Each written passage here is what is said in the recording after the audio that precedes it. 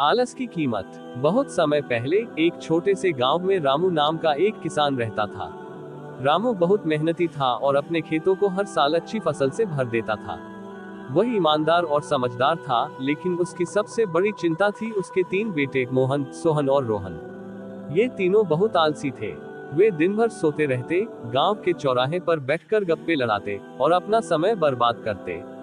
रामू ने कई बार उन्हें समझाया, लेकिन वे उसकी बात को मजाक में उड़ा देते।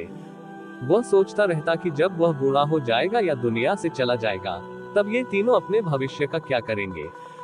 एक दिन रामू ने सोचा कि इन बेटों को सही रास्ते पर लाने का कुछ उपाय करना होगा। उसने एक योजना बनाई। अगले दिन उसने तीनों बेटों को अपने पास बुलाया और कहा, बेटो, हमारे खेत में एक खजाना गड़ा हुआ है। ये खजाना मेरी वर्षों की मेहनत का फल है। अगर तुम इसे ढूंढ लो तो तुम्हारी सारी समस्याएं हल हो जाएंगी। तीनों बेटों की आंखें चमक उठी। उन्होंने तुरंत अपने पिता से पूछा, पिताजी, वह खजाना कहाँ गड़ा है? रामू ने मुस्कुराते हुए कहा, ये तो मैं भूल गया हूँ, लेकिन इतना याद है कि वह खेत के किसी हिस्से में गड़ा हुआ है। अगर तुम पूरा खेत खोदोगे तो वह खजाना जरूर मिलेगा। तीनों भाइयों ने सोचा कि यह तो बहुत आसान काम है। खजाना मिलेगा और उसके बाद हमें कोई काम नहीं करना पड़ेगा। अगले ही दिन वे तीनों खेत में पहुंचे और खजाने की खोज में जुट गए।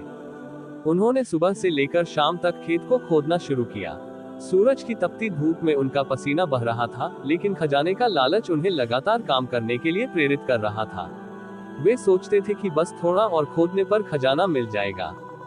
पूरा हफ्ता निकल गया और उन्होंने खेत का हर कोना खोद डाला, लेकिन खजाने का कोई नामोनिशान नहीं मिला।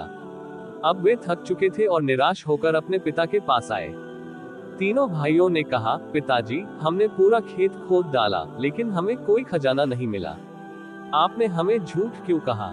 रामू हंसते हुए बोला, खजाना वही है बेटा, लेकिन उसे देखने के लिए तुम्हें और मेहनत करनी होगी। अब जब तुमने पूरा खेत खोद दिया है, तो उसमें बीज डाल दो।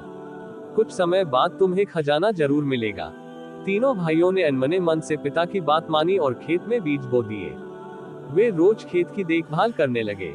उन्हें समझ में आ गया था कि अगर वे मेहनत करेंगे तो उनकी फसल अच्छी होगी।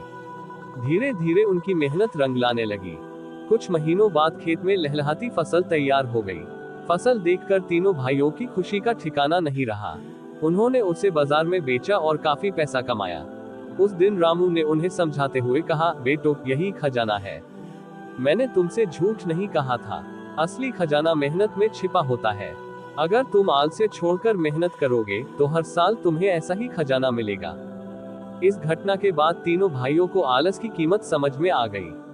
उन्होंने आलस्य को त्याग दिया और मेहनत से काम करने लगे।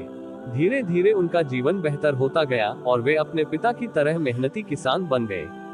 ये कहानी हमें सिखाती है कि आलस्य इंसान का सबसे बड़ा दुश्मन है।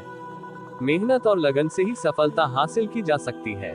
बिना मेहनत के कुछ भी पाना असंभव है।